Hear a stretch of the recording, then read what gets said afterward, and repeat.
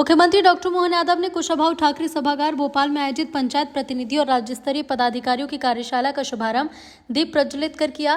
प्रदेश में जल स्रोत और जल संरचना के संरक्षण और जीर्णोद्धार के उद्देश्य से 3 माह तक संचालित जलगंगा संवर्धन अभियान में उत्कृष्ट योगदान देने वाले सभी पुरस्कृत विजेताओं को हार्दिक बधाई और शुभकामनाएं दी। हमारे जलगंगा संरक्षण अभियान के पुरस्कार जिन जिन को मिले, जोरदार बधाई आप सबको, जिनके माध्यम से जलगंगा संरक्षण अभियान हमने गत वर्ष प्रारंभ किया और जलगंगा संरक्षण अभियान के आधार पर आपने पेवल पोर्टल में दर्ज किया और दर्ज करने के आधार पर खंडवा सहित जिन जिन ने भूमिका अदा की, तो वाकई आपको बधाई।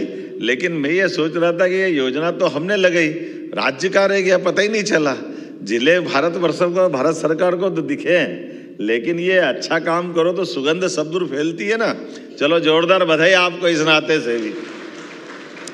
हमारे तालाब, पोखर, उद्गम, बावड़ी, कुएं, ये सारे जल रचनाओं की रचनाएं तो हमारे यहाँ प्रारंभ से थी, लेकिन इसको कर्मकांड की तरह न लेते हुए 3 महीने तक सतत अभियान चलाना और सुदूर अच्छी प्लानिंग करना, उसमें आप सबने प्रयास किया।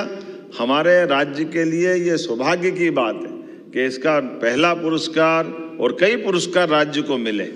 वैसे तो बूंद बूंद का जल का अपना सबका जीवन से संबंध आता है और ऐसे में प्राकृतिक जल स्रोत के लिए आपने चिंता कर रहे हैं, ये बड़ी बात है। मेरी अपनी ओर से पुनः बधाई, क्योंकि हमारे लिए खाने पीने की व्यवस्थाओं के साथ जल से जो संबंध आता है, ये इसी प्रकार से है कि हम प्रतिदिन अगर स्नान भी कर रहे हैं तो क्यों कर रहे हैं।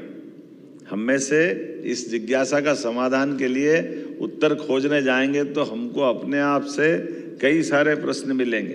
कोई कह रहा है शरीर की शुद्धि के लिए, कोई कह रहा है शरीर को अच्छा लगता है इसलिए, अलग अलग प्रकार से। लेकिन सनातन संस्कृति के माध्यम से जल से मनुष्य का संबंध, हमारी सबकी पृथ्वी पे उत्पत्ति अगर हुई है तो जल जीव के रूप में हुई है। तो हमारे एक तरह से इस लौकिक जगत के हमारे माता पिता की भूमिका से भी पहले भूमिका प्राण के रूप में आत्मा अगर आई है तो जल से आई है। इसलिए जल सदैव सबको आकर्षित करता रहता है। जल से हमारे अपने जीवन के संबंध का, निराशा का दौर हो, आनंद का क्षण हो, जल के पास जाते ही आपको एक अलग प्रकार की एहसास होता है।